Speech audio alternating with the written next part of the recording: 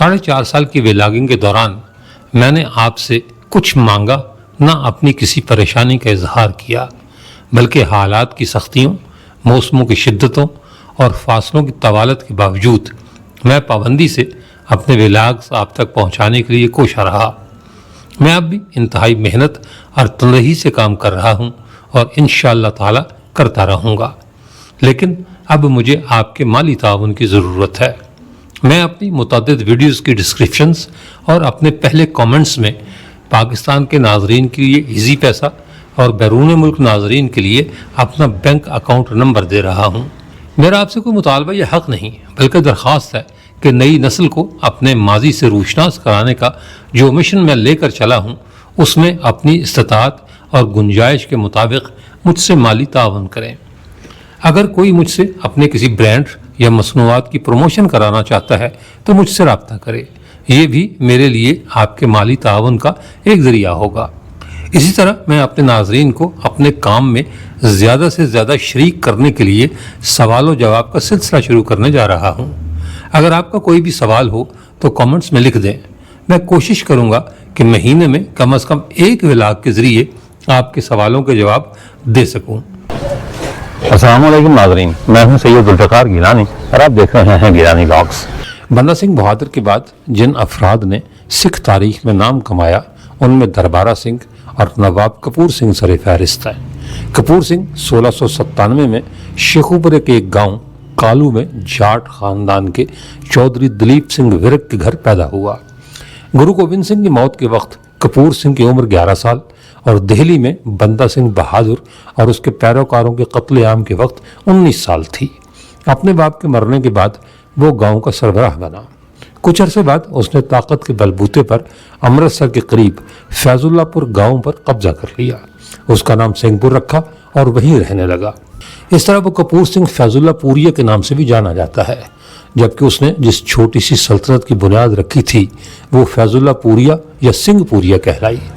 کپور سنگھ نے 1721 میں امرتسر میں 5 پیاروں میں سے ایک منی سنگھ سے بیساکھی کے دن ایک بڑے اجتماع میں بپتسمہ لیا اور خالصہ بن گیا۔ اس کے والد دلیپ سنگھ اور بھائی دان سنگھ بھی ان لوگوں میں شامل تھے جنہوں نے اسی دن خالصہ میں بپتسمہ لیا تھا۔ کپور سنگھ نے جلد ہی سکھوں میں ایک ممتاز مقام حاصل کر لیا جو اس وقت شاہی مغل حکومت کے خلاف ایک مایوس کن جدوجہد میں مصروف تھے۔ 1726 میں نواب زکریا خان لاہور کا مغل گورنر بنا تو اس نے اپنے پیشروؤں کی طرح سکھوں کے خلاف تعدیبی کارروائیاں شروع کر دیں۔ کپور سنگھ نے سکھ جنگجوؤں کا ایک گروہ بنایا اور انتظامیہ کو مفلوج کرنے کے لیے ڈاکے مارنے شروع کر دیے۔ وسطی پنجاب کے لکھی یعنی جنگل اس کے گروہ کی پناہ گاہ ہوا کرتے تھے۔ ان جنگلوں سے وہ اچانک قافلوں پر حملہ کرتے اور قتل و غارت اور مال و اسباب لوٹنے کے بعد فرار ہو جاتے۔ سکھ روایت کے مطابق مغل حکومت نے انہیں کچلنے کی ہر ممکن کوشش کی لیکن ناکام رہی۔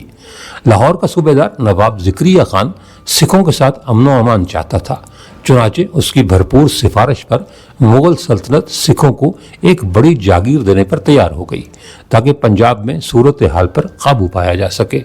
مغل سلطنت نے پہلے ایک بااثر سکھ سردار دربارہ سنگھ کو اس کی پیشکش کی لیکن اس نے انکار کر دیا۔ سکھ دستاویزات کے مطابق دربارہ سنگھ کا تعلق سکھوں کے 9ویں گرو تیغ بہادر کے خاندان سے تھا۔ وہ ایک کھتری خاندان میں پیدا ہوا۔ اس کے دادا بابا کلیانہ نے 6 گرو ہرگوبند کی سربراہی میں سکھوں کی پہلی فوج اکال سینا میں خدمات انجام دی تھی، جبکہ اس کا والد نانو رائے ان لوگوں میں شامل تھا جو دہلی میں مغل بادشاہ اورنگزیب کے ہاتھوں مارے جانے والے 9ویں گرو تیغ بہادر کے کٹے ہوئے سر کو آنند پور لے کر آئے تھے۔ 1699 میں نانو رائے نے نانو سنگھ کا نام اختیار کر لیا۔ دربارہ سنگھ بچپن میں گرو تیغ بہادر کی خدمت میں رہا۔ اس نے شاستر ودیا کا مارشل آرٹ گرو تیغ بہادر سے ہی سیکھا۔ 18 دسمبر 1661 کو جب پٹنہ میں گرو گوبند سنگھ پیدا ہوئے تو گرو تیغ بہادر نے دربارہ کو ہدایت کی کہ وہ پٹنہ کا سفر کرے اور وہاں سے واپس پنجاب جاتے ہوئے سکھوں کے اجتماعات کو یہ خوشخبری سنائے۔ سکھوں کی روایت کے مطابق اس دوران گرو نے نوجوان دربارہ کے سر پر پگڑی رکھ کر اس کی دستار بندی کی جو ایک بہت بڑا اعزاز تھا۔ دربارہ سنگھ نے 16 سال گرو گوبند سنگھ کی خدمت کی اور آنند پور کی کئی لڑائیوں میں شرکت کے علاوہ بندہ سنگھ کی فوج میں بھی ایک جنگجو کے طور پر خدمات انجام دی۔ وہ بندہ سنگھ کے دور میں دیوان کے عہدے پر فائز تھا، جبکہ بطور کمشنر راشن اور چارے کا انچارج بھی تھا۔ بندہ کی موت کے بعد اس نے اپنے وقت کے دوسرے سکھ سرداروں کے ساتھ مل کر کام کیا اور ہر ایک کو مختلف کردار اور ذمہ داریاں تفویض کی۔ دربارہ سنگھ کے بندہ بہادر کا جانشین بننے کے حوالے سے دو مختلف روایات ہیں۔ بعض مورخین نے لکھا ہے کہ بندہ کے بعد سکھوں کی سربراہی بنود سنگھ کے ہاتھ میں آئی، جسے گرو گوبند سنگھ نے بندہ کے ساتھ دکن سے پنجاب بھیجا تھا۔ 1716 میں جب بندہ کو گرفتار کر کے دہلی لے جایا گیا تو بنود سنگھ مغلوں کے ہاتھ سے بچ نکلا۔ اس نے مغل سلطنت کے خلاف جنگوں کے لیے سکھوں کے نئے جتھے بنائے اور 1721 میں مغل فوج کے ساتھ ایک تصادم میں مارا گیا۔ یہ روایت لکھنے والے مورخین نے اس کی بہت سی جنگوں کے حوالے بھی دیے ہیں، جن میں کئی ایک میں بنود سنگھ فاتح رہا۔ مورخین کا دوسرا گروہ کہتا ہے کہ بنود سنگھ 1716 میں ہی اس وقت مارا گیا تھا جب مغلوں نے بندہ سنگھ اور 700 سکھوں کو پھانسیاں دی تھیں۔ بہرحال حقیقت کچھ بھی رہی ہو، بندہ سنگھ کی موت کے بعد دربارہ سنگھ کی قیادت میں سکھ کچھ عرصہ بدنظمی کا شکار رہنے کے بعد خود کو منظم کرنے میں کامیاب ہو گئے۔ دربارہ سنگھ نے 1720 کی دہائی میں دشمن قوتوں پر سکھ جتھوں کے گوریلا حملوں کی منصوبہ بندی کی۔ 1721 میں نوجوان کپور سنگھ دربارہ سنگھ کے مسلح جتھے میں شامل ہوا، جسے آگے چل کر نواب کا خطاب اور جاگیر ملی۔ سکھ تاریخ کے مطابق دربارہ سنگھ نے کئی بار مغلوں کا خزانہ لوٹا اور درجنوں مسلمان سپاہیوں کو شہید کیا۔ اسی دوران 30 مارچ 1726 کو ایک اور سکھ باغی وان تارا سنگھ لاہور کے مغل صوبے دار ذکریہ خان کی طرف سے بھیجی گئی فوج کے خلاف مزاحمت کرتے ہوئے مارا گیا۔ وہ بندہ سنگھ بہادر کے بعد کے دور میں پہلی ریکارڈ شدہ سکھ فوجی کارروائیوں میں سے ایک کا حصہ تھا۔ سکھ اسے 18ویں صدی کے قابل ذکر افراد میں سے ایک کے طور پر یاد کرتے ہیں۔ کہا جاتا ہے کہ تارا سنگھ اور اس کے ساتھیوں کے سر لاہور لے جا کر ایک اندھے کنویں میں پھینک دیے گئے، جہاں اب لنڈا بازار میں گردوارہ سنگھانیہ شہید موجود ہے۔ ایک گردوارہ اس جگہ پر بھی بنایا گیا ہے جہاں تارا سنگھ اور اس کے 20 ساتھیوں کی لاشوں کو جلایا گیا تھا۔ اس کی موت پر سربت خالصہ یعنی سکھ اسمبلی منعقد ہوئی، جس میں بہت سے سکھوں نے مغلوں سے انتقام لینے کے لیے دربارہ سنگھ کے جتھے میں شامل ہونے کا فیصلہ کیا۔ 1733 میں لاہور کے گورنر ذکریہ خان نے سکھوں کے ساتھ صلح کرنے کی کوشش کی اور ان سے ملاقات کے لیے سوبیگ سنگھ نامی ایلچی بھیجا۔ سوبیگ سنگھ نے سکھوں کو دیپال پور، کنگنوال اور جھابل پر مشتمل 1 لاکھ روپے سالانہ کی جاگیر اور ان کے قائد کے لیے نواب کے خطاب کی پیشکش کے علاوہ امرتسر میں بلا روک ٹوک رسائی اور رہائش کا وعدہ کیا۔ رتن سنگھ بھنگو کے پنتھ پرکاش کے مطابق اس وقت سکھوں نے ایک اجتماع منعقد کیا اور دربارہ سنگھ کو نواب کا خطاب دینے کا فیصلہ کیا، لیکن اس نے اسے مسترد کر دیا۔ اس کا کہنا تھا کہ سکھوں کو مغل حکومت سے کوئی لقب قبول نہیں کرنا چاہیے، کیونکہ اس کے عقیدے کے مطابق انہیں اپنی خود مختاری کو قانونی حیثیت دینے کے لیے ایسا کرنے کی ضرورت نہیں تھی۔ تاہم سکھ جماعت نے دربارہ سنگھ کے احتجاج کو مسترد کر دیا اور اس کے بجائے کپور سنگھ کو یہ خطاب دینے کا فیصلہ کیا، جو اس وقت ایک انتہائی قابل احترام سکھ بھی تھا۔ کہا جاتا ہے کہ کپور سنگھ بھی یہ خطاب لینے میں متذبذب تھا، لیکن برادری کی متفقہ مرضی سے انکار نہیں کر سکتا تھا۔ مغلوں نے سکھ نواب کے لیے ایک خلط بھیجی۔ کپور سنگھ نے یہ خلط پہننے سے پہلے اسے احترام کے طور پر 5 قابل ذکر سکھوں کے قدموں میں رکھا، جن میں شہیدن مثل کا دیپ سنگھ، رام گڑھیا مثل کا سردار جسا سنگھ رام گڑھیا، بھنگی مثل کا ہری سنگھ ڈھلو، سکر چکیا مثل کے کرم سنگھ اور بدھ سنگھ شامل تھے۔ یہ وہی سردار بدھ سنگھ ہے جس کے بیٹے کے پڑپوتے رنجیت سنگھ نے پہلی سکھ سلطنت کی بنیاد رکھی تھی۔ مغلوں کی بھیجی گئی اس خلط کے ساتھ ایک شال، ایک پگڑی، جواہرات اور سونے کی چوڑیوں کا ایک جوڑا، ایک ہار، موتیوں کی قطار، ایک بروکٹ لباس اور ایک تلوار شامل تھی۔ اس کے ساتھ ہی دور دراز جنگلوں اور صحراؤں میں رہنے والے سکھوں کو پیغام بھیجا گیا کہ حکومت کے ساتھ صلح ہو گئی ہے اور وہ اپنے گھروں کو واپس آ سکتے ہیں۔ واپس آنے والے سکھ سپاہی اپنے اپنے جتھے داروں کے گرد جمع ہو گئے، جن میں سے اکثر امرتسر میں مقیم تھے۔ نواب کپور سنگھ نے ان تمام جتھوں کو ایک مرکزی فوج میں ضم کر دیا، جسے ابتدائی طور پر دل کا نام دیا گیا، لیکن آگے چل کر یہ دل خالصہ کہلائی۔ انتظامی سہولت کے پیش نظر فوج کو 2 حصوں میں تقسیم کیا گیا، جن میں سے ایک بدھ دل یعنی بوڑھوں کی فوج اور دوسرا ترونا دل یعنی جوانوں کی فوج کہلائی۔ ہری سنگھ ڈھلو ترونا دل کا سربراہ مقرر کیا گیا، جبکہ اس فوج کو مزید 5 جتھوں یا گروپوں میں تقسیم کیا گیا، جن میں سے ہر ایک کا اپنا جھنڈا اور نقارہ تھا۔ نواب کپور سنگھ کی شدید خواہش تھی کہ سکھ امن و امان سے رہیں، لیکن بعض مورخین کے بقول خون سکھوں کے منہ کو لگ چکا تھا۔ چنانچہ ترونا دل کی بے چین اور اشتعال انگیز حرکات کی وجہ سے مغلوں اور سکھوں کے درمیان اختلافات پھر بڑھنے لگے۔ مغل سلطنت کی طرف سے پہلے سکھوں کو عطا کردہ نوابی منسوخ کی گئی اور 1735 میں جاگیر ضبط کر لی گئی۔ 1738 میں زکریا خان کے حکم پر ہرمندر صاحب یعنی گولڈن ٹیمپل کے ہیڈ گرنتھی اور 10ویں سکھ گرو گوبند سنگھ کے بچپن کے ساتھی منی سنگھ کو امرتسر سے گرفتار کر کے لاہور لے جایا گیا اور 14 جون کو بدترین تشدد کے بعد موت کے گھاٹ اتار دیا گیا۔ اس گمبھیر صورتحال میں سکھ ایک بار پھر شہر چھوڑنے اور جنگلوں اور پہاڑی علاقوں میں جانے پر مجبور ہو گئے۔ دل خالصہ کئی چھوٹے چھوٹے گروہوں میں تقسیم ہو گیا۔ مورخین نے لکھا ہے کہ اس دور میں لاہور اور امرتسر کے اضلاع میں ماجھا یا وسط کے تقریباً ہر گاؤں میں کوئی نہ کوئی سردار اور اس کا جتھا موجود تھا۔ مرکزی طور پر دل خالصہ نواب کپور سنگھ اور سردار جسا سنگھ اہلووالیہ کی زیر قیادت کام تو کر رہا تھا، لیکن چھوٹے چھوٹے سکھ گروہ اپنی کارروائیوں میں آزاد تھے۔ دسمبر 1738 میں جب ایران کے بادشاہ نادر شاہ افشار نے اٹک کے قریب سے دریائے سندھ پار کیا تو سکھ باغی اسی طرح مختلف جتھوں میں بٹے مغلیہ حکومت کے خلاف مصروف تھے۔ لاہور کے مغل صوبیدار زکریا خان نے نادر شاہ کے خلاف مقابلے کے لیے بہت سے پیغامات دہلی بھیجے، لیکن 13ویں مغل تاجدار محمد شاہ رنگیلا نے اس پر کوئی توجہ نہیں دی۔ جنوری 1739 میں زکریا خان نے خود دریائے راوی کے کنارے مقابلے کی کوشش کی، لیکن اسے شکست ہوئی۔ سکھوں نے اپنی تاریخ میں لکھا ہے کہ نادر شاہ کے فوجی لٹیرے، رہزن اور عصمت دری کرنے والے تھے۔ نادر شاہ نے پنجاب کے مسلمانوں اور ہندوؤں پر یکساں مظالم ڈھائے، لیکن کوئی انہیں بچانے والا نہ تھا۔ اس نے 20 لاکھ روپے کا تحفہ قبول کر کے زکریا خان کو لاہور میں اپنا گورنر مقرر کیا اور زکریا خان اور اس کے وزیر لکھپت رائے کے بیٹے کو یرغمال بنا کر دہلی روانہ ہو گیا۔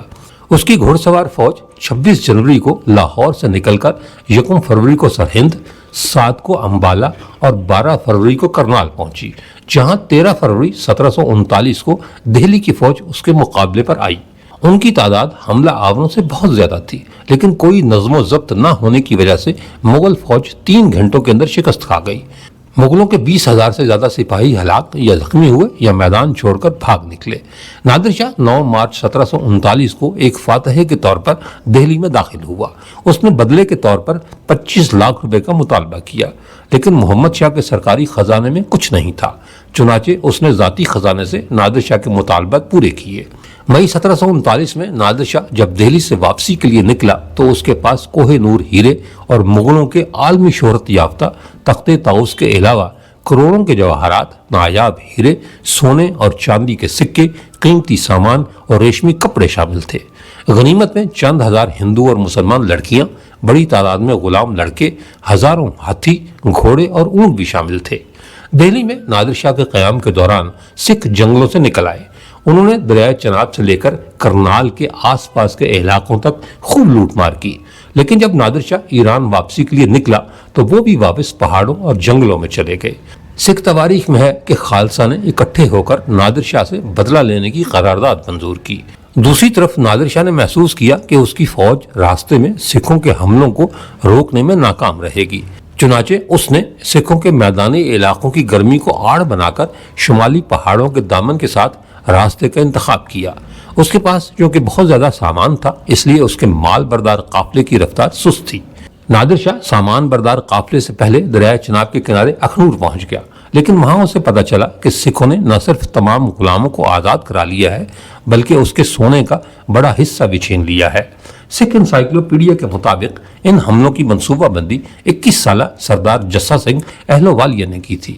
سکھ تواریخ کے مطابق نادر شاہ نے ایک مرحلے پر زکریا خان سے گفتگو کے دوران پیشگوئی کی تھی کہ سکھ ایک دن اپنی زمین اور حکومت کے مالک بن جائیں گے۔ چنانچہ اس کے جانے کے بعد وہ ایک بار پھر سکھوں کو کچلنے کی طرف متوجہ ہو گیا۔ کتابوں میں ہے کہ 1740 کی دہائی میں مغلوں کی طرف سے سکھ مخالف کارروائیاں اپنے عروج پر تھیں۔ مغل صوبیداروں، فوجداروں اور زمینداروں نے سکھوں پر بہت ظلم ڈھایا اور مہتاب سنگھ، سکھا سنگھ، تارو سنگھ اور بوٹا سنگھ جیسے ممتاز سکھوں کو مختلف الزامات میں موت کے گھاٹ اتار دیا۔ 1 جولائی 1745 کو لاہور کے مغل گورنر زکریا خان کا انتقال ہو گیا اور اس کا بیٹا یحییٰ خان نیا صوبیدار بنا۔ اسی دن دیوالی کے موقع پر سکھ امرتسر میں جمع ہوئے اور ایک گر ماتا یعنی قرارداد پاس کی۔ جس کے تحت مسلح سکھوں کو 25 گروپوں میں دوبارہ منظم کیا گیا۔ ان میں سے ہر ایک 100 گھوڑوں پر مشتمل تھا، تاہم بدھ دل اور ترنا دل میں پرانی تقسیم کو برقرار رکھا گیا۔ 1746 کے شروع میں دل خالصہ کے سپریم لیڈر سردار جسا سنگھ اہلووالیہ نے ضلع گوجرانوالا کے شہر ایمن آباد پر حملہ کر دیا۔ مقامی فوجدار جسپت رائے سکھوں کے ساتھ لڑتے ہوئے مارا گیا۔ سکھوں نے ایمن آباد پر قبضہ تو کر لیا، لیکن جسپت کے بھائی اور لاہور کے دیوان لکھپت رائے نے اپنے بھائی کی موت کا بدلہ لینے کا عہد کیا۔ نئے گورنر یحییٰ خان کی مدد سے لکھپت رائے نے لاہور کی فوجوں کو متحرک کیا، مغلوں سے مزید کمک طلب کی اور ہمالیہ کے دامن میں ریاستوں کے حکمرانوں کو اکسایا کہ وہ کافر سکھوں کی نسل کشی کے اقدامات کریں۔ سب سے پہلے لاہور کے سکھوں کو پکڑا گیا اور 10 مارچ 1746 کو انہیں پھانسی دے دی گئی۔ سکھ ذرائع کے مطابق لاہور میں رہنے والے سینکڑوں سکھوں کو روزانہ پکڑ کر پھانسی دی جاتی تھی۔ لکھپت رائے نے یہیں تک بس نہیں کی، بلکہ اس نے گولڈن ٹیمپل امرتسر کے مقدس تالاب کو بھی ریت سے بھرنے کے احکامات جاری کیے۔ اس کے بعد لکھپت رائے لاہور کے شمال مشرق میں تقریباً 130 کلومیٹر دور گرداسپور کے قصبے کے قریب کہنووان کے دلدلی جنگل کی طرف روانہ ہوا، جہاں سکھوں کی بڑی تعداد جمع ہونے کی اطلاع تھی۔ لکھپت کے پاس گھڑ سوار فوج تھی، جسے توپوں کی مدد بھی حاصل تھی۔ لکھپت نے جنگل کو گھیر کر سکھوں کی تلاش شروع کی۔ سکھوں نے کچھ دیر تو اسے روکے رکھا، لیکن جب وہ ناکام ہوئے تو انہوں نے شمال میں ہمالیہ کے دامن کی جانب فرار ہونے کا فیصلہ کیا۔ سکھوں نے دریائے راوی عبور کیا اور 65 کلومیٹر دور ہمالیہ کی طرف بڑھے، لیکن وہاں پہاڑی راجاؤں کی فوجیں ان کے استقبال کے لیے تیار تھیں۔ دونوں فوجوں کے درمیان پھنس جانے اور خوراک ختم ہونے سے سکھوں کو بھاری جانی نقصان اٹھانا پڑا۔ آخرکار وہ گھیرا توڑ کر دوبارہ دریائے راوی کو پار کرنے اور 240 کلومیٹر جنوب میں بٹھنڈا کے قریب لکھی جنگل تک پہنچنے میں کامیاب ہو گئے۔ سکھوں کو اپنی پناہ گاہ تک پہنچنے کے لیے 2 مزید دریاؤں بیاس اور ستلج کو بھی پار کرنا پڑا۔ کہا جاتا ہے کہ اس کوشش میں بہت سے سکھ دریاؤں کے تیز بہاؤ کی نظر ہو گئے۔ لکھپت رائے کی فوجیں بدستور تعاقب میں تھیں، جنہوں نے بھاگتے اور چھپتے سکھوں پر دھاوا بول دیا۔ ایک اندازے کے مطابق اس آپریشن کے دوران 7000 سکھ مارے گئے، جبکہ 3000 کو گرفتار کر لیا گیا۔ اسیروں کو لاہور واپس لایا گیا، ان کی سڑکوں پر پریڈ کرائی گئی اور سرعام سر قلم کر دیے گئے۔ لکھپت رائے نے سکھوں کے عبادت گاہوں کو تباہ کرنے اور ان کی کتابوں کو جلانے کا حکم دیا۔ اس نے یہ حکم بھی صادر کیا کہ جو بھی لفظ گرو کہے گا اسے سزائے موت دی جا سکتی ہے۔ کہا جاتا ہے کہ چینی کے لیے پنجابی لفظ گڑ کہنا بھی سزائے موت کا سبب بن سکتا تھا۔ یہ تاریخ میں سکھوں کا پہلا قتل عام تھا، جسے سکھ چھوٹا گلوگھارا، چھوٹے قتل عام اور پہلی نسل کشی کے ناموں سے یاد کرتے ہیں۔ اس کے ساتھ ہی اجازت دیجیے، انشاءاللہ تعالی اگلے ولاگ میں دوبارہ ملاقات ہوگی۔ تب تک کے لیے اللہ حافظ۔